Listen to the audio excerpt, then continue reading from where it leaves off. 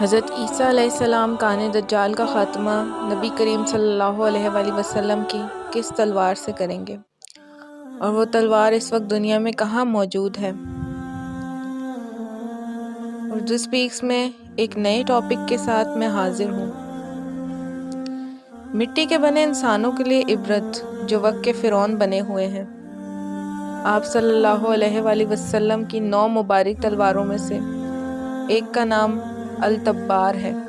یہ تلوار سرکار دو عالم نبی اکرم صلی اللہ علیہ وآلہ وسلم کو یثرب کے یہودی قبیلے بنو قینقاع سے مال غنیمت کے طور پر حاصل ہوئی۔ اس تلوار کو سیف الانبیاء، نبیوں کی تلوار بھی کہا جاتا ہے۔ اس تلوار پر حضرت داؤد علیہ السلام، سلیمان علیہ السلام، ہارون علیہ السلام، یسع علیہ السلام، زکریا علیہ السلام، یحییٰ علیہ السلام، عیسیٰ علیہ السلام اور محمد الرسول اللہ صلی اللہ علیہ وآلہ وسلم کے اسماء مبارک کندہ ہیں۔ یہ تلوار حضرت داؤد علیہ السلام کو اس وقت مال غنیمت کے طور پر حاصل ہوئی جب ان کی عمر 20 سال سے بھی کم تھی۔ اس تلوار پر ایک تصویر بھی بنی ہوئی ہے جس میں حضرت داؤد علیہ السلام کو جالوت کا سر قلم کرتے دکھایا گیا ہے، جو اس تلوار کا اصلی مالک تھا۔ تلوار پر ایک ایسا نشان بھی بنا ہوا ہے جو بطرہ شہر کے قدیمی عرب باشندے البادیون اپنی ملکیتی اشیاء پر بنایا کرتے تھے۔ بعض روایات میں یہ بات بھی ملتی ہے کہ یہی وہ تلوار ہے جس سے حضرت عیسیٰ علیہ السلام اس دنیا میں واپس آنے کے بعد کان دجال کا خاتمہ کریں گے اور دشمنان اسلام سے جہاد کریں گے۔ تلوار کی لمبائی 101 سینٹی میٹر ہے اور آج کل یہ تلوار ترکی کے مشہور زمانہ عجائب گھر توپ کاپی استنبول میں محفوظ ہے۔ دجال کے خاتمے کے بعد حضرت عیسیٰ علیہ السلام اسی حال میں ہوں گے کہ اچانک اللہ تعالیٰ کی طرف سے ان کے پاس یہ وحی آئے گی کہ میں نے ایسے بندے پیدا کیے ہیں جن سے لڑنے کی قدرت و طاقت کوئی نہیں رکھتا۔ تم میرے بندوں کو جمع کر کے کوہ طور کی طرف لے جاؤ اور ان کی حفاظت کرو۔ پھر اللہ تعالیٰ یاجوج ماجوج کو ظاہر کرے گا جو ہر بلند زمین کو پگھلاتے ہوئے اتریں گے اور دوڑیں گے۔ ان کی تعداد اتنی زیادہ ہوگی کہ جب ان کی سب سے پہلی جماعت بحر تبریہ سے گزرے گی تو اس کا سارا پانی پی جائے گی۔ پھر جب اس جماعت کے بعد آنے والی جماعت وہاں سے گزرے گی تو بحر تبریہ کو خالی دیکھ کر کہے گی کہ اس میں بھی کبھی پانی تھا۔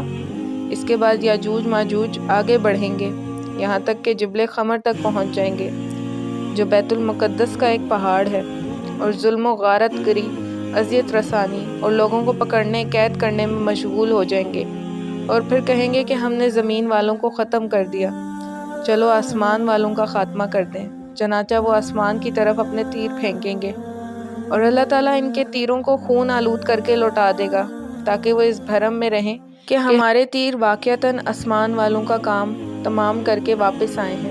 گویا اللہ تعالیٰ کی طرف سے انہیں ڈھیل دی جائے گی، اور یہ احتمال بھی ہے کہ وہ تیر فضا میں پرندوں کو لگیں گے اور ان کے خون سے آلودہ ہو کر واپس آئیں گے۔ بس اس میں اس طرف اشارہ ہے کہ دجال کا فتنہ زمین تک ہی محدود نہیں رہے گا بلکہ زمین کے اوپر بھی پھیل جائے گا۔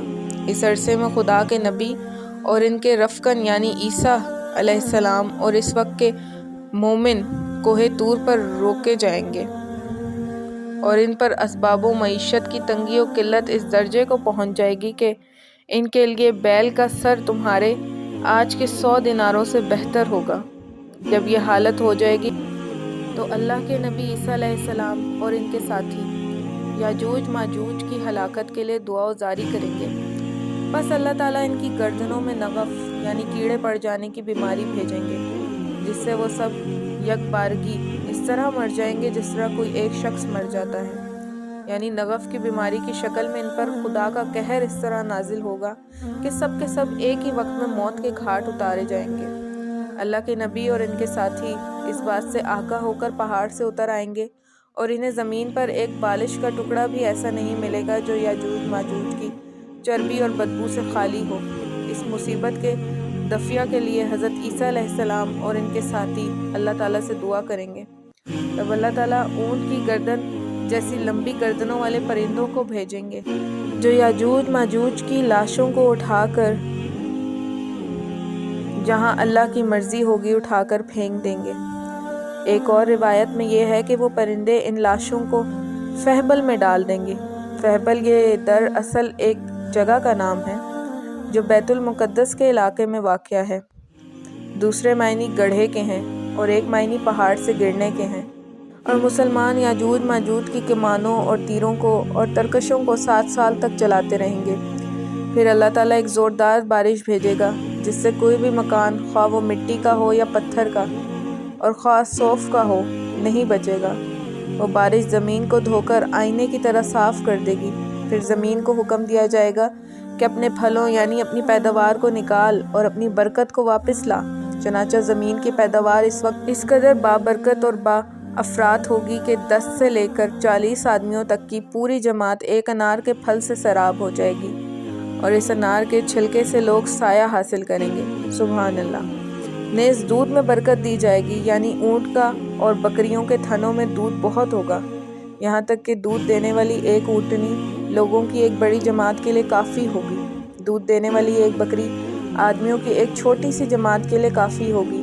بہرحال لوگ اس طرح کی خوشحال اور امن و چین کی زندگی گزار رہے ہوں گے کہ اللہ تعالیٰ ایک خوشبودار ہوا بھیجے گا جو ان کے بغل کے نیچے کے حصے کو پکڑے گی، یعنی اس کی ہوا کی وجہ سے ان کی بغلوں میں درد پیدا ہوگا، اور پھر وہ ہوا ہر مومن اور ہر مسلمان کی روح قبض کر لے گی، اور صرف بدکار اور شریر لوگ دنیا میں باقی رہ جائیں گے جو آپس میں گدھوں کی طرح مختلط ہو جائیں گے، اور انہی لوگوں پر قیامت قائم ہوگی۔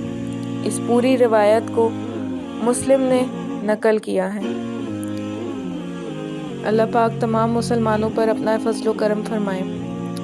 اردو اسپیکس میں فی الحال تک کے لیے اتنا ہی۔ ویڈیو پسند آئے تو ویڈیو کو لائک اور چینل کو سبسکرائب کریں۔ اللہ نگہبان۔